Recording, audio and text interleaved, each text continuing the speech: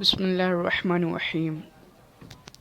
تنویر الاثار، تقدیر کا بیان، صفحہ نمبر 20۔ 2 حدیث باقی ہے اس باب میں، انشاءاللہ آج وہ مکمل کر دی جائے گی۔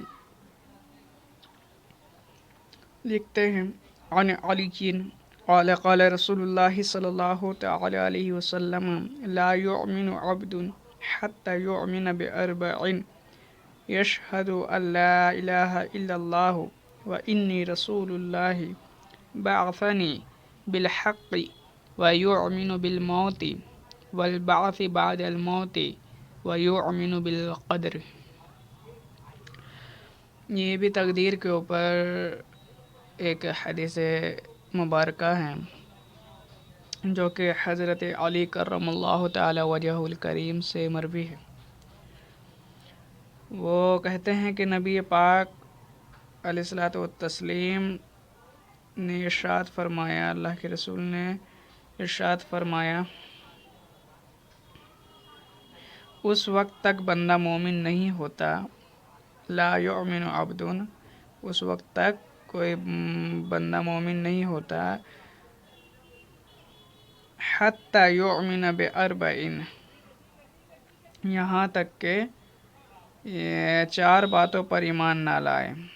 ٹھیک ہے، کوئی شخص کے مومن ہونے کے لیے یہ 4 باتوں پر ایمان لانا نہایت ضروری ہے۔ اور میں نے پچھلے درس میں بھی بتایا تھا کہ یہ تخصیص جو ہوتی ہے 3 4 علامت وغیرہ، تو یہ کم و بیش ہوتے رہتے، ضروری نہیں کہ یہ 4 ہے تو صرف 4 کے اوپر ہی ایمان لانا لازم ہے۔ جیسے ایک حدیث تھی کہ ایمان کی بنیاد بنی الاسلام خمسۃ، ان کے اسلام کی بنیاد 5 ہے، تو ان 5 پر ایمان لانا لازم تھا، یہاں 4 کا تذکرہ ہے۔ ٹھیک ہے، تو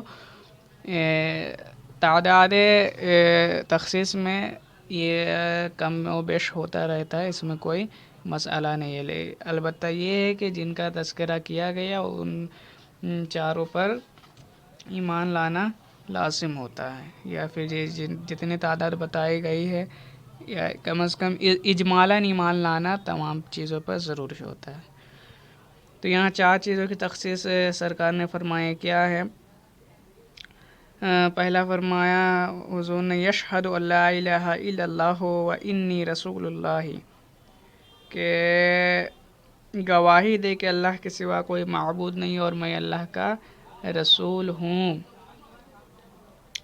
بعثنی بالحق، اور مجھے اللہ نے حق سے بھیجا ہے، حق دے کر بھیجا ہے، حق کی طرف بھیجا ہے۔ وَيُؤْمِنُ بِالْمَوْتِ، اور موت پر ایمان لائے، مرنے پر، وَالْبَعْثِ بَعْدَ الْمَوْتِ، اور مرنے کے بعد اٹھائے جانے پر ایمان لائے، وَيُؤْمِنُ بِالْقَدْرِ، اور تقدیر پر ایمان لائے۔ 4 چیزوں کا تذکرہ کیا سرکار نے۔ پہلی چیز کیا ہے کہ اللہ کی وحدانیت اور نبی پاک علیہ السلام کی نبوت کی گواہی دے، اور اس تصدیق کے ساتھ کہ اللہ کے رسول کو حق کے ساتھ بھیجا گیا۔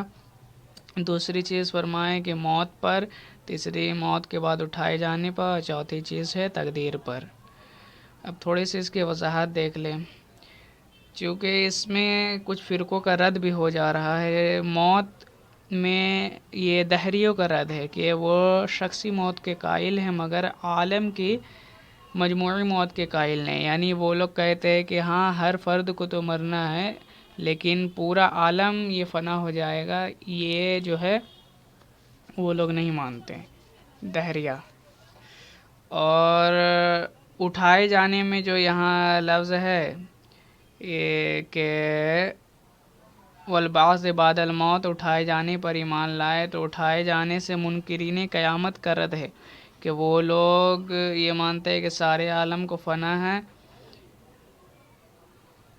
اور یہ بھی بعد موت سزا و جزا کے لیے اٹھنا ہے۔ ان چیزوں کے وہ لوگ جو ہے منکر ہے۔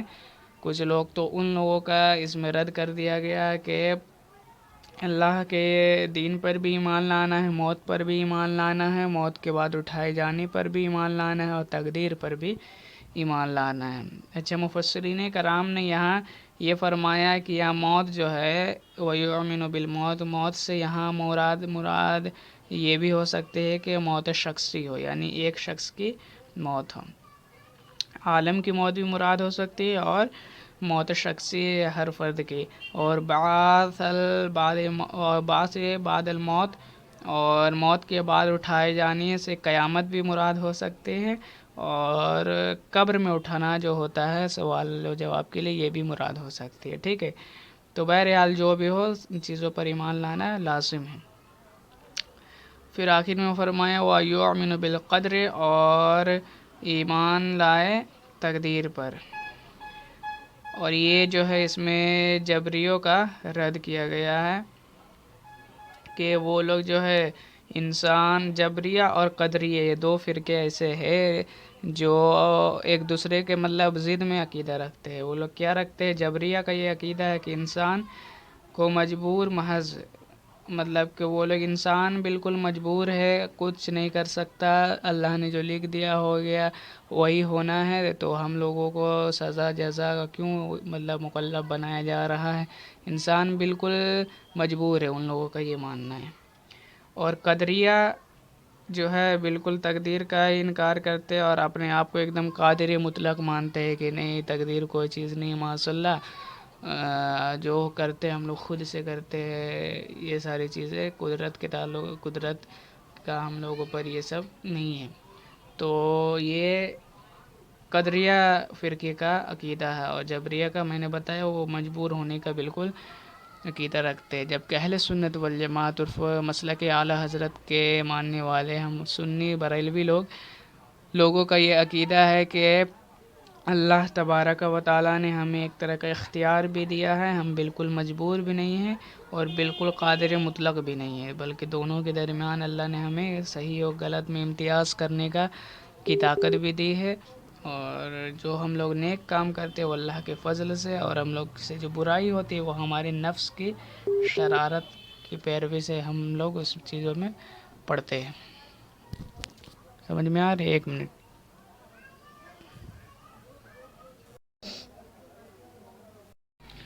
اچھا معاف کریے گا، وہ دوست آ گئے تھے. تو اچھا یہ میں بتا رہا تھا کہ اس عبارت سے قدریہ اور جبریہ دونوں فرقوں کا رد ہو گیا، اور اہل سنت والجماعت کا عقیدہ خوب روشن ہو گیا کہ تقدیر کے اوپر ایمان لانا ہر زاویے سے لازم و ضروری ہے. اور ہم اہل سنت کا عقیدہ یہ ہے کہ ہم لوگ نہ بالکل اپنے آپ کو قادر مطلق سمجھتے ہیں اور نہ بالکل مجبور سمجھتے، بلکہ ان دونوں کے بیچ میں ایک جو راہ ہے وہ ہم بندوں کے لیے، بندگان خدا کے لیے اسی کو اختیار کرنا، اسی کو قبول کرنا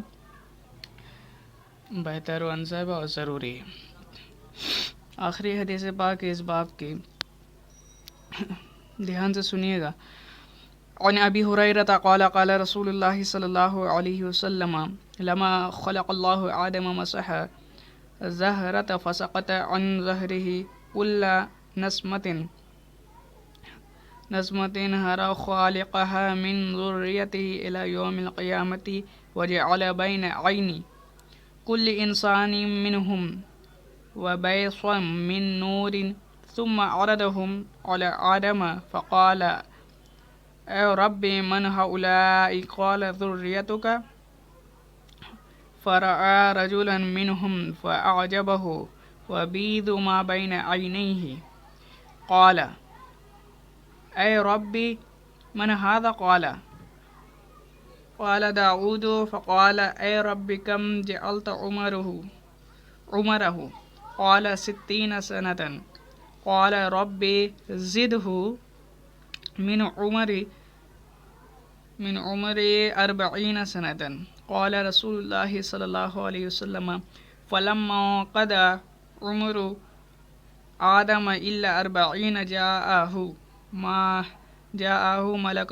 ملك الموت فقال آدم أولم يبق من عمري 40 سنة قال أولم تعطيها ابنك داود نجحد آدم فجحدت ذريته ونسي آدم فأكلا من الشجرة فنسيت ذريته وخطأ آدم وخطأت ذريته. جی اس حدیث پاک کے کو روایت کرنے والے حضرت ابو ہریرہ رضی اللہ تعالی عنہ ہیں. وہ کہتے ہیں کہ نبی پاک علیہ الصلوۃ والتسلیم نے ارشاد فرمایا لما خلق اللہ آدم مسح زہرۃ فسقط عن ظہرہ. جب اللہ تعالیٰ نے حضرت آدم کو پیدا کیا تو ان کی پیٹھ پر ہاتھ پھیرا. کل نظمۃ ہوا خالقها من ذریتہ. تو ان کی پشت سے تا قیامت ان کی اولاد کی روحیں نکلی. الی یوم القیامت، قیامت کے روز تک جتنی اولادیں ہوں گی سب کی روحیں نکلی. وجعل بین عین کل انسان منہم، جنہیں اللہ پیدا فرمانے والا ہے اور ان میں سے ہر ایک انسان کی دو آنکھوں کے بیچ. اچھا وہ آگے کی عبارت ہے کل انسان منہم وبیضم من نور ثم عرضہم علی آدم. ان میں سے ہر ایک انسان کی دو آنکھوں کے بیچ نور کی چمک دی، پھر انہیں آدم پر پیش فرمایا. بات سمجھ میں آ رہی؟ یعنی حضرت آدم علیہ السلام کو جب اللہ تبارک و تعالیٰ نے پیدا کیا تو اس کے بعد ان کی پیٹھ پر اپنے دست قدرت اپنے شان کے مطابق جو بھی ہے یہ بھی عبارت آیت متشابہ میں سے آئے گے کہ اللہ نے اپنے دست قدرت کو جو ہے ان کے پشت مبارک پر پھیرا تو اس سے تا قیامت آدم علیہ السلام کے ہونے والی اولاد کی روحیں نکلی جنہیں اللہ تبارک و تعالیٰ پیدا فرمانے والا تھا. ٹھیک ہے، اور ان میں سے ہر ایک انسان کی دو آنکھوں کے بیچ نور چمک رہی تھی. تو مفسرین کرام فرماتے وہ فطری نور تھی، یعنی فطرتاً سلیمہ کا نور چہرے پر جو نمودار ہوتا ہے، ٹھیک ہے وہ تھے. اور ان روحوں میں یاد رہے وہ روحیں نہیں تھی جن کے بچے جو ہے مطلب حالت حمل میں ہی گر جاتے ہیں، اس لیے کہ ان کے اندر روح ابھی پھونکی ہی نہیں گئی. ٹھیک ہے، تو جن کے روح پھونک دی گئی ہو تو وہ سارے لوگ سب کی روحیں وہاں سے نکلی آدم علیہ السلام کے اس پشت کے ادھر سے.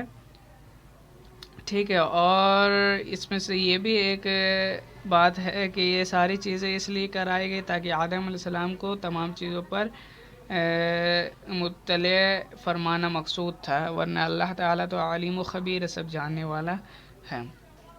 تو جب یہ ہوا تو پھر انہیں ان سب روحوں کو آدم علیہ السلام پر پیش کیا گیا. فقال، تو وہ بولے آدم علیہ السلام نے عرض کیا اے ربی من ہؤلاء، کہ اے رب یہ کون ہے، یا اللہ یہ کون ہے یہ ساری روحیں. ہؤلاء یہ سب کون ہیں؟ قال، اللہ رب العزت نے ارشاد فرمایا ذریتک فرعى رجلا منهم فأعجبه. اللہ تبارک و تعالیٰ نے ارشاد فرمایا یہ تمہاری اولاد ہیں.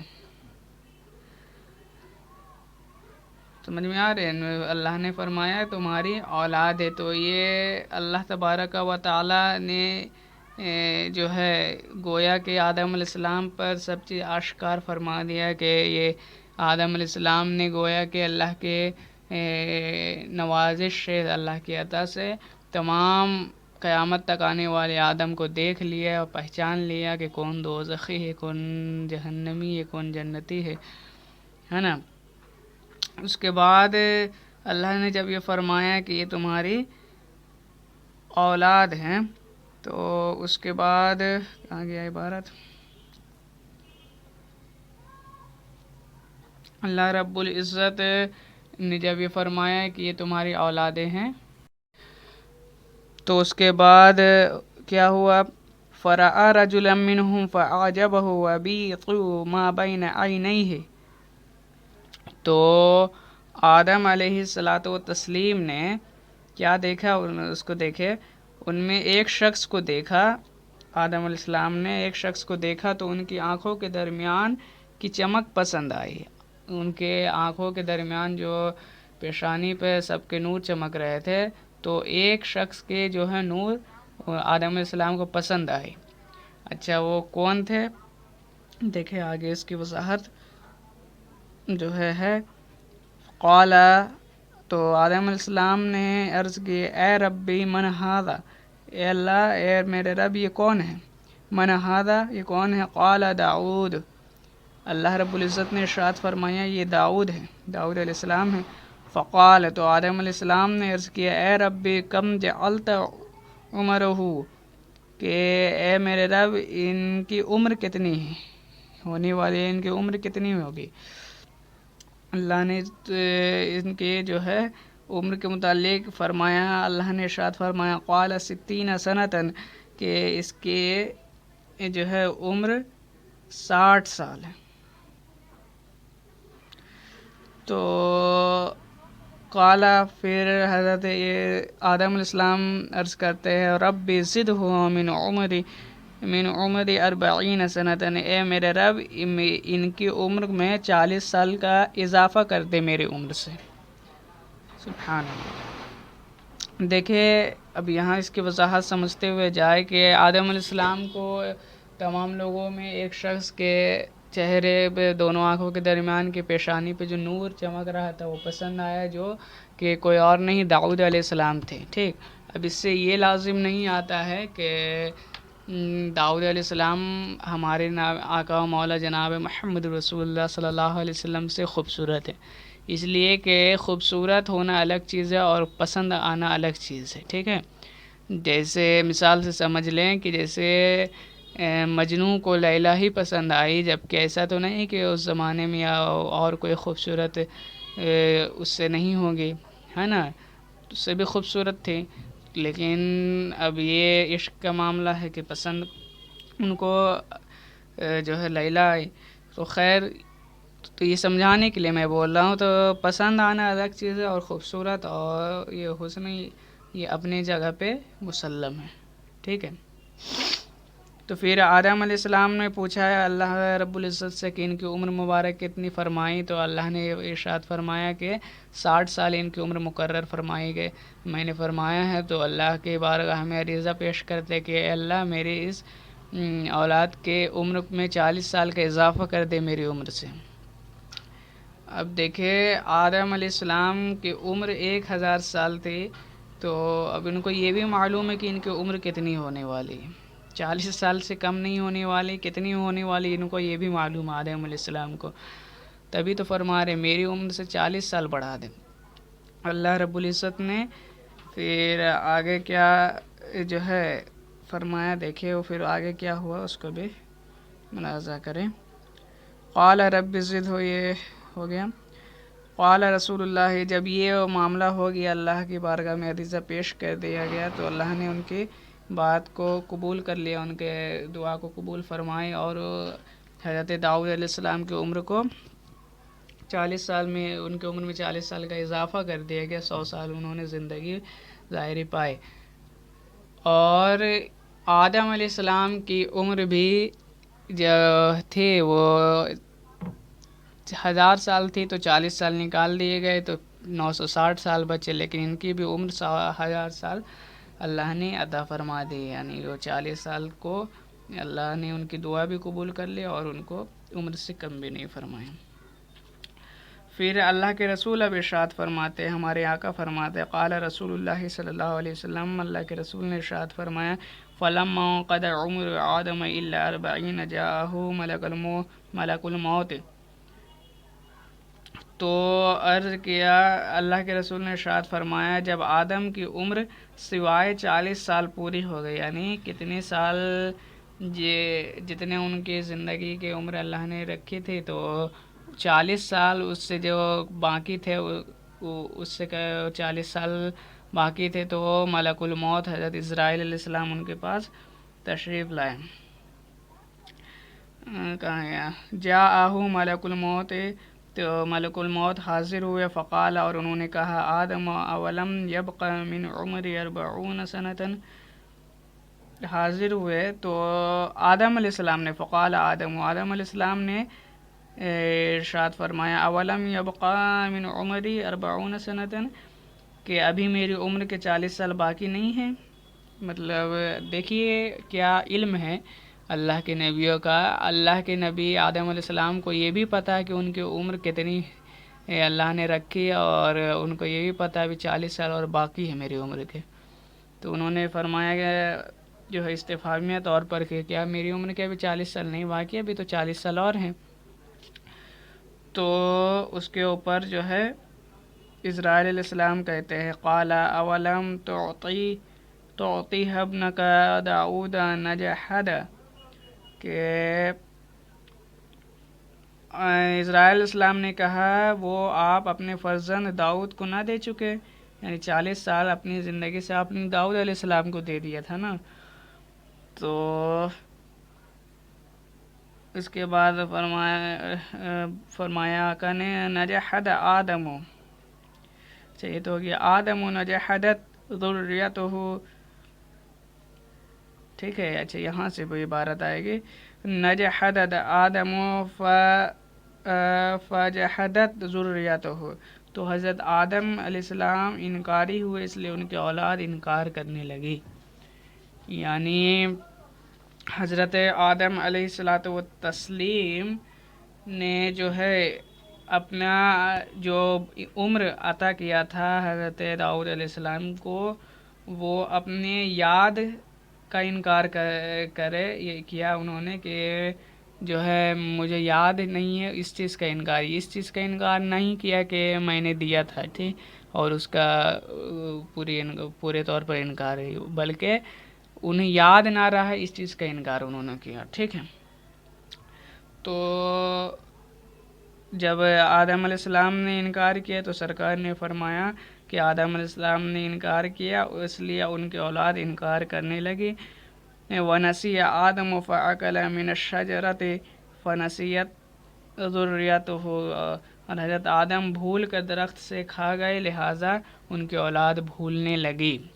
یعنی وہ جو گندم کا دانہ حضرت آدم علیہ السلام نے کھایا تو خیر وہ تو اپنے اجتہاد کی بنیاد پر کہ انہیں کہا گیا کہ یہ اللہ نے فرمایا تھا اس درخت سے دور رہنا، تو انہوں نے سوچا دور رہنے کا حکم ہے، کھانے سے نہیں روکا گیا، ٹھیک ہے. یا پھر کچھ اور بھی اب مطلب کہ اپنے اجتہاد سے انہوں نے سوچا تھا جو کہ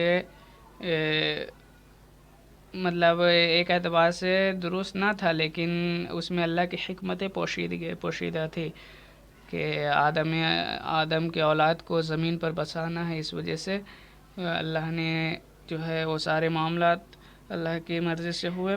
پھر اس کے بعد حضور اسی طرف اشارہ کرتے کہ آدم علیہ السلام درخت کا جو ہے بھول کر درخت سے کھا بیٹھے تو اس لیے ان کے اولاد بھی بھولنے لگی. خطا آدم و خطاءت ذریت، اور حضرت آدم نے خطا کی تو ان کی اولاد خطائیں کرنے لگی. ٹھیک ہے. یعنی آدم علیہ السلام سے درخت کی تعین میں جو اجتہادی خطا ہوئی اور سمجھے کہ رب نے خاص اس درخت کے پھل سے منع فرمایا ہے اور میں دوسرے درخت سے پھل کھا رہا ہوں، حالانکہ ممانعت جن سے درخت سے تھی. ٹھیک ہے. یا وہ یہ بھی سمجھ گئے کہ مجھے کھانے سے منع نہیں کیا گیا بلکہ تو اس سے دور رہنے کے لیے کہا گیا، قریب جانے سے منع کیا گیا.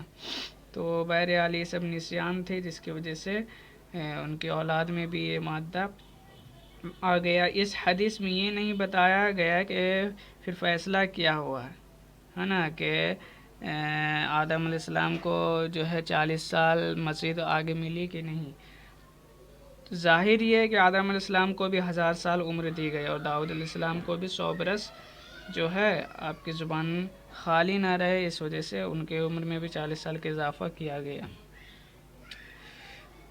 اور اگر چاہتے تو مزید اور عمر بھی مانگ سکتے تھے اللہ سے، اور چاہتے یہ بھی کر سکتے تھے کہ اپنی عمر سے دینے کے بجائے صرف ایسے ہی کہتے اللہ سے دعا کرتے تو اس طور پہ بھی اللہ جو ہے ان کی دعا قبول کرتا. بہرحال یہ اللہ کی حکمتیں تھے جو یہ سارے معاملات ہیں. ان سارے معاملات میں اللہ تبارک و تعالی ہمیں ان حکمتوں کے سمجھنے کی توفیق عطا فرمائے، اور جو ہے تقدیر پر کم حق کو ایمان رکھنے والا بنائے۔ وما علینا الا البلاغ، استغفر اللہ ربی من کل ذنب واتوب الیہ۔